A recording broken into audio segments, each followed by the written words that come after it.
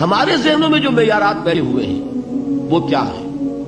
کامیابی پیسے سے ہے، کامیابی جائیداد سے ہے، کامیابی کاروبار سے ہے، کامیابی شہرت سے ہے، کامیابی اقتدار سے ہے.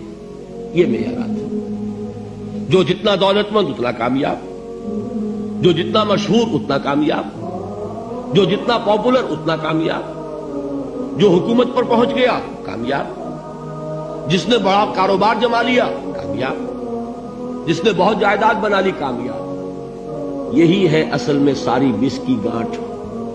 جو تصور کامیابی کا ہوگا اسی کے مطابق آپ کی بھاگ دوڑ ہوگی، اسی کے لیے جد و جہد ہوگی، اسی کے لیے توانائیاں صرف ہوں گی، اسی کے لیے دن رات کی مشقت ہوگی. یہ ہے اصل شے جس کی یہاں نفی ہو رہی ہے. کامیابی دولت سے نہیں، کامیابی شہرت سے نہیں، کامیابی اقتدار اور طاقت اور حکومت سے نہیں، بلکہ کامیابی ہے ایمان سے، عمل صالح سے، تواصی بالحق سے، تواصی بالصبر سے. آپ غور کیجئے اس نقطہ نظر کا، اس ایٹیچیوڈ کا، یہ جو مینٹل ایٹیچیوڈ ہے اس کا بدل جانا ہی انسانی شخصیت کے اندر انقلاب برپا کرے گا. اب آپ کا نتیجہ کیا نکلا؟ اگر تو دولت سے کامیابی ہوتی تو قارون بہت کامیاب تھا، اگر حکومت سے کامیابی ہوتی تو فرعون اور نمرود بہت کامیاب تھے. کامیابی ان سے نہیں ہے. کامیابی انسان دولت میں قارون کی دولت تک پہنچ جائے اور دنیا میں دبدبہ اور اقتدار اور سلطنت اور حکومت کے اعتبار سے وہ نمرود اور فرعون کا مقام حاصل کر لے، وہ ناکام ہے، خائب ہے، خاسر ہے، برباد ہے. اور ابو ذر غفاری کامیاب ہے، چاہے ان کے پاس کچھ نہیں تھا، جھونپڑی تک نہیں تھی، کوئی گھر نہیں تھا. حضور نے فرمایا ہے اللہ کے کچھ بندے ایسے ہوتے ہیں جو کسی محفل میں جانا چاہیں تو انہیں اجازت نہ ملے، جو کہیں اگر رشتہ کرنا چاہے کوئی ان سے رشتہ کرنے کو تیار نہ، کہیں کوئی سفارش کرنا چاہے تو ان کی کوئی بات ہی نہ سنے. لیکن اللہ کے ہاں ان کا وہ مقام ہے کہ اگر بھولے سے بھی کسی بات پر قسم کھا بیٹھتے ہیں تو اللہ ان کے قسم کی لاج رکھتا ہے. یہ ہے فرق. یہ جان لیجیے اچھی طرح.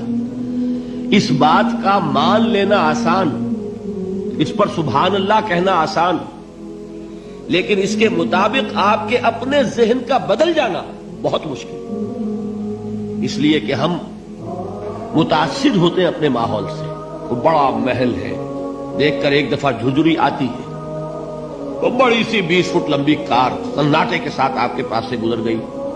ایک دفعہ اعصاب کے اندر ارتعاش ہوتا ہے، محسوس ہوتا ہے بڑے یہ نصیبے والے لوگ ہیں، بڑے خوش نصیب، بڑے کامیاب. حالانکہ کچھ معلوم نہیں کہ یہی سب سے بڑی بد نصیبی ہو سکتا ہے کہ یہی سب سے بڑی ناکامی ہو. اگر ذہنوں میں یہ بات بیٹھ جائے کامیابی کس شے سے. یہی وجہ دیکھیے قرآن مجید میں بارہا آپ دیکھیں اولئک هم المفلحون، یہ ہے لوگ کامیاب ہونے والے. آج یہ آپ نے نماز میں وہ آیات سنی، یا ایھا الذین آمنوا ارکعوا واسجدوا واعبدوا ربکم وافعلوا الخیر لعلکم تفلحون. اے ایمان والو، رکوع کرو، سجدہ کرو، اپنے رب کی پرستش اور بندگی کرو اور اچھے کام کرو تاکہ تم کامیاب ہو جاؤ. تو کامیابی کن چیزوں سے ہے؟ یہ ہے سب سے بڑا سبق. یہ ہمارے دل میں اگر بات بیٹھ جائے، ٹھک جائے، تو زندگی بدل جائے گی. صبح و شام بدل جائیں گے، نقشے بدل جائیں گے، بھاگ دوڑ کا رنگ بدل جائے گا، ویلیو سٹرکچر بدل جائے گا. آج وہ ایک چیز نہایت اہم نظر آ رہی ہے، کل نہایت غیر اہم نظر آئے گی. جیسے کہ حضور کی حدیث ہے مالی ولد دنیا، مجھے تمہاری اس دنیا سے کیا سروکار ہے. انما مثلی کراکب استظل تحت شجرۃ ثم راح فترکها، میری مثال تو اس سوار کی سی ہے جو تھوڑی دیر کے لیے ایک درخت کے سائے میں ٹھہرتا ہے سستانے کے لیے، پھر وہ اپنا راستہ لیتا ہے. اسے اس درخت سے مستقل تعلق اس کا نہیں ہے، وہ اس کا گھر نہیں، وہ اس کی منزل نہیں. اسی طرح یہ دنیا میرا گھر نہیں ہے. اب دیکھیے ہم کہتے ہیں انا للہ و انا الیہ راجعون، ہم تو مسافر ہیں، ہم اللہ کے پاس سے آئے، اللہ کی طرف ہمیں لوٹ جانا ہے. کن فی الدنیا کانک غریب و عابر سبیل، حضور فرماتے ہیں دنیا میں ایسے رہو جیسے کہ تم اجنبی ہو یا راہ چلتے مسافر. لیکن یہ طرز عمل کب ہوگا؟ جبکہ یہ آیت ہمارے ذہنوں کے اندر بیٹھ گئی ہو، والعصر ان الانسان لفی خسر الا الذین آمنوا وعملوا الصالحات وتواصوا بالحق وتواصوا بالصبر۔ یہ ہے اصل بات جو میں نے عرض کیا تھا کہ میں بتاؤں گا صحابہ کیوں ایک دوسرے کو یاد دلاتے تھے۔ اس لیے کہ دیکھیے جیسے برف باری اگر ہو رہی ہو، آپ باہر نکلیں گے تو برف آپ کے کپڑوں پر جم جاتی ہے نا، تو آپ جھٹکتے ہیں کپڑوں کو تاکہ برف ہٹ جائے۔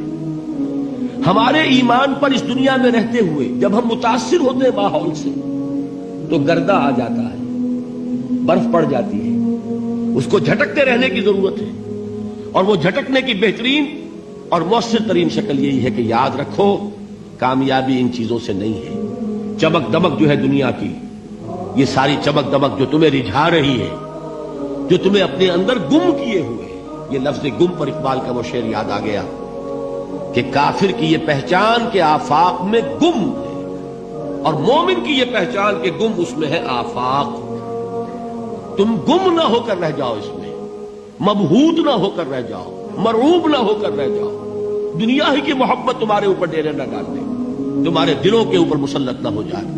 لہذا تازہ کرتے رہا کرو، والعصر ان الانسان لفی خسر الا الذین آمنوا وعملوا الصالحات وتواصوا بالحق وتواصوا بالصبر۔ پھر یاد کر لو، پھر تازہ کر لو اپنے اس یقین کو کہ کامیابی دولت سے نہیں، کامیابی ثروت سے نہیں، کامیابی اقتدار سے نہیں، کامیابی شہرت سے نہیں، کامیابی جائیداد سے نہیں، کامیابی ہے ایمان سے، کامیابی ہے عمل صالح سے، کامیابی ہے تواصی بالحق سے، کامیابی ہے تواصی بالصبر سے۔ یہ چار چیزیں ہیں کہ جو کامیابی کے لوازم